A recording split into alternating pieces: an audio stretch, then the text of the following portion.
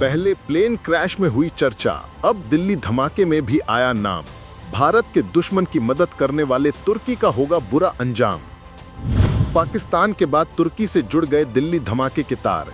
क्या तुर्की में ही रची गई थी भारत पर आतंकी हमले की बड़ी साजिश?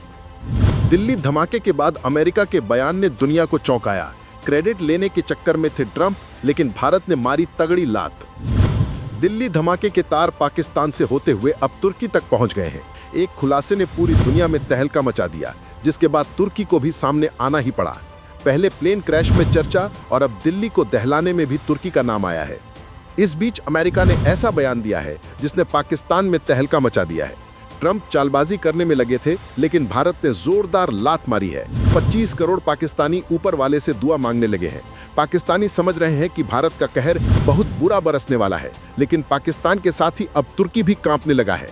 पहले अमेरिका का खेल समझिए, फिर तुर्की की पैंट क्यों गीली हो रही है वो भी बताते हैं।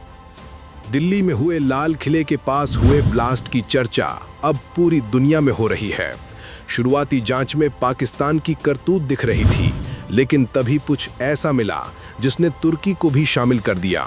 ये वही तुर्की है जिसकी भारत ने भूकंप आने के बाद दिल खोलकर मदद की थी, और बदले में तुर्की ने ऑपरेशन सिंदूर के दौरान पाकिस्तान को हथियार सप्लाई कर दिए थे।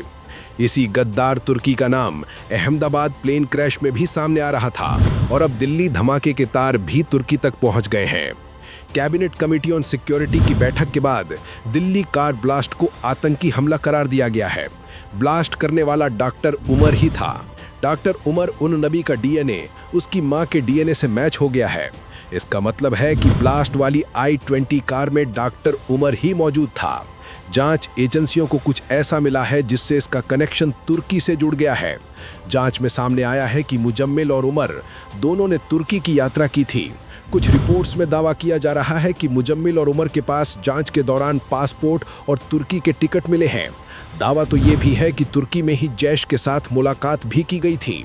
जिस तरह से पाकिस्तान आतंकियों को पालता है, कुछ वैसा ही हाल तुर्की का भी है। तुर्की हमास के आतंकियों का गढ़ बन चुका है। पाकिस्तान ने तुर्की को अपना बड़ा भाई बना रखा है। एक तरफ तुर्की ने इजराइल से पंगा ले रखा है, नेतन्याहू के नाम का अरेस्ट वारंट निकाल रखा है, और अब भारत के भी निशाने पर आ रहा है।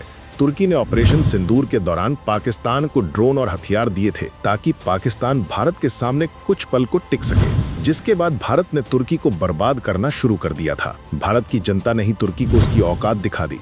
तुर्की का टूरिज्म आधे से भी कम कर दिया, जिससे तुर्की बिलबिला गया था। और अब जबकि फिर से तुर्की का नाम सामने आया तो तुर्की पहले ही आकर सफाई देने लगा है।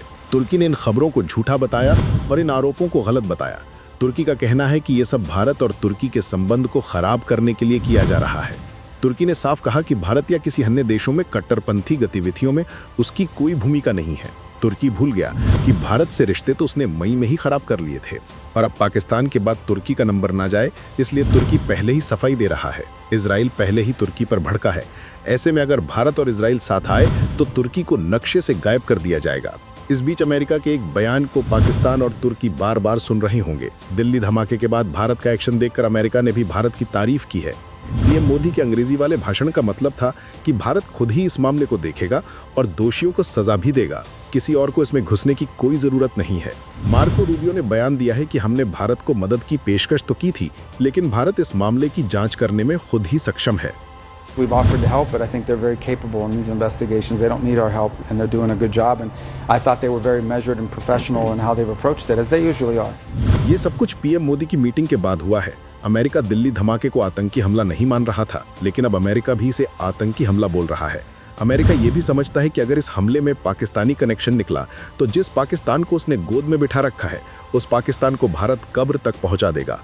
तुर्की और पाकिस्तान दोनों का हाल बहुत बुरा होने वाला है। आतंकियों के बाप और भारत के खिलाफ साजिश रचने वाले तुर्की और पाकिस्तान का कैसा हाल होना चाहिए, आप कमेंट में जरूर बताइए।